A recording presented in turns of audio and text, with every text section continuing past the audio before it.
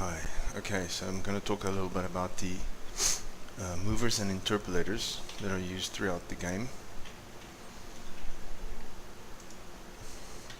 And the interpolators are, just keep in mind this is just a test level obviously, and these are test characters, they're not production. There are things that move around, like this rotating piece of wood thing here. That's just obviously a test model. I mean, these don't even have textures on, so this little block here is also interpolating, meaning it's moving between different transforms over a period of time, or cycling through. And then you see these tubes here. These tubes are actually capable of moving a character through them.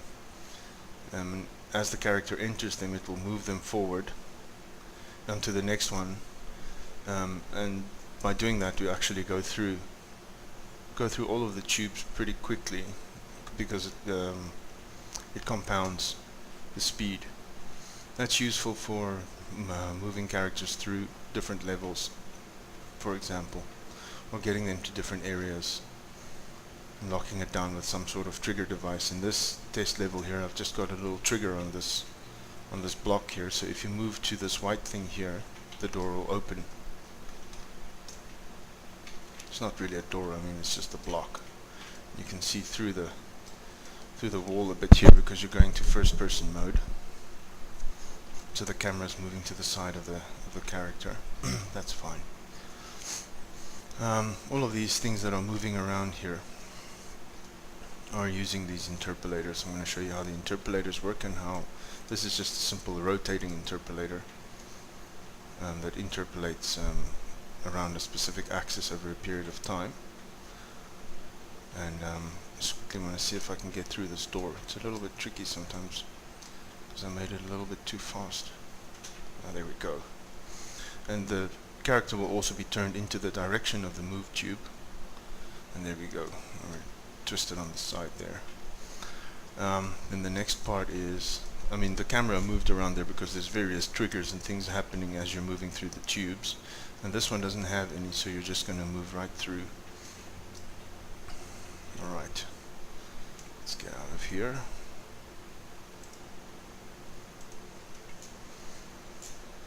Let's take a look. So these moving and rotating guys, let's start with this guy right here. It's called the FG Reset Actor Blueprint. Now these are all custom blueprints, obviously, that I created. And you can see this is just a block, it doesn't do much. And this blueprint itself will perform any transformations on this mesh, whatever the mesh is, over a period of time. And this actually comes from the FishGibble Interp actor, which we'll look at in a second. The rotating guy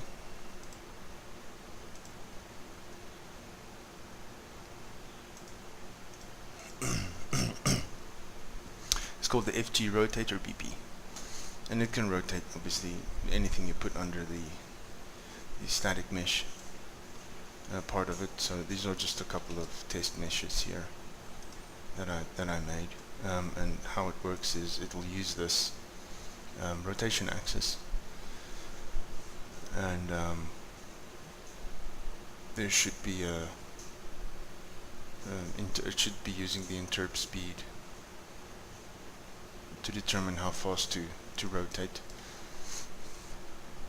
So let's go look at the base class. If we look at, just quickly want to see this in action again. Looking at this block here, he actually scales as well as moving. He's scaling, rotating, and translating slightly. And that's what he's supposed to do. So let's go look at the code.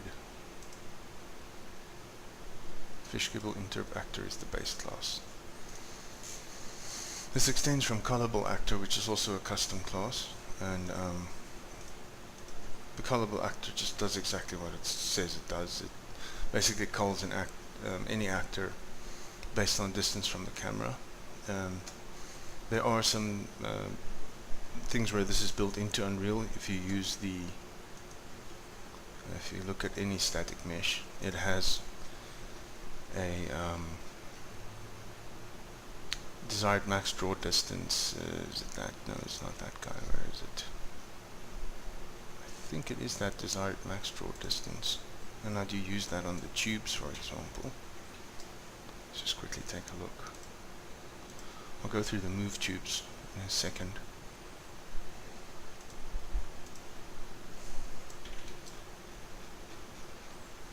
Yeah, it is desired draw max distance, which you could use to cull static meshes based on distance from the camera. But what makes this callable actor special is that you can get events and do different things depending on the distance from the camera.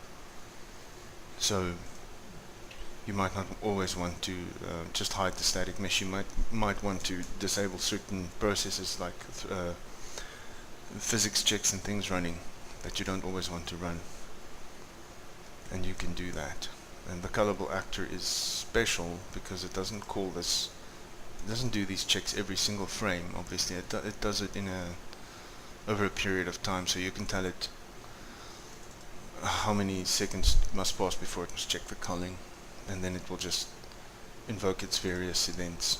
It'll give the C++ overridden class or derived class also a chance to do whatever it needs to do, and invoke the start event on the blueprint.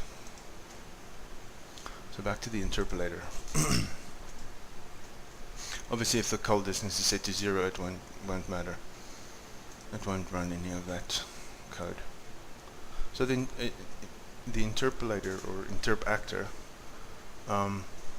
is actually quite simple for it's got complex behavior, but it's quite simple. It keeps a T-array of interp transforms or F transforms, and then it also keeps an array of speeds.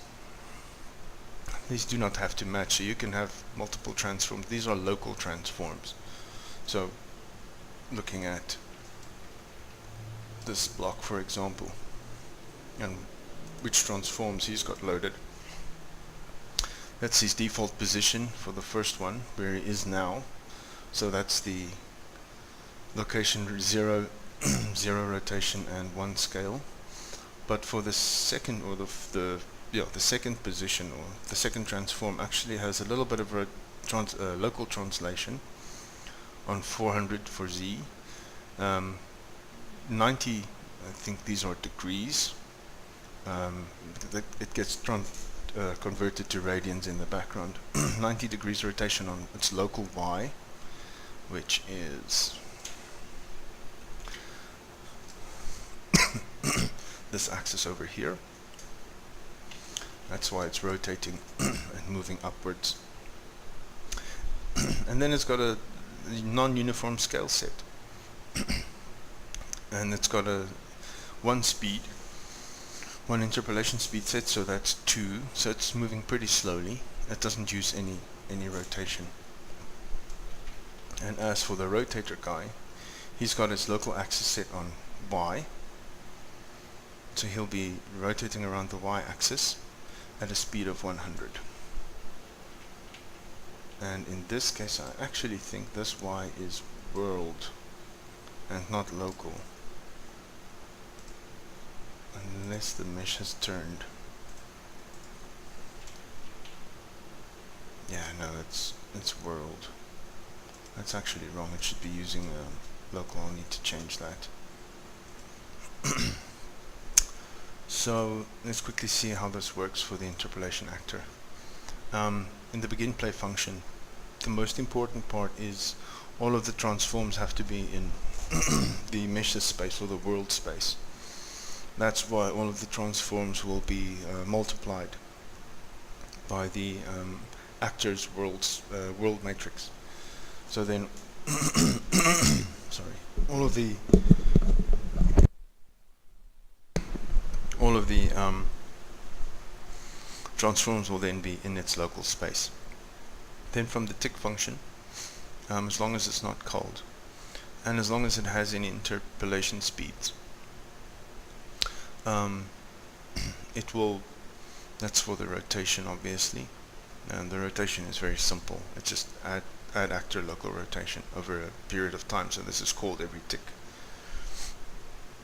And then for the transform interpolation, it will literally use the transform interp 2 and move through the list and cycle.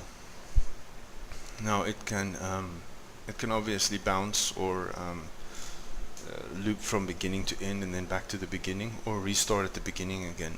And then it also has code in it to make it, once it reaches the end, it will actually stop and wait for another trigger before it will move back to its original position, which is what happens with the door. But the door is a little bit special, because the door has a separate trigger to make it do what it needs to do, but it's also an interp actor. Uses the same principle. Then for the tube, for these moving tubes, they have a little direction arrow here that's just attached to its overlap sphere. This overlap sphere is the trigger, what will trigger it. And by it I mean move the actor in a specific direction at a specific speed. And it's a really simple construct.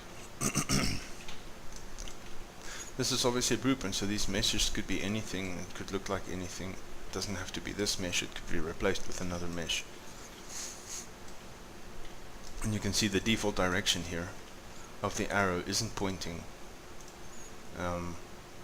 down the tube. It's actually pointing somewhere else.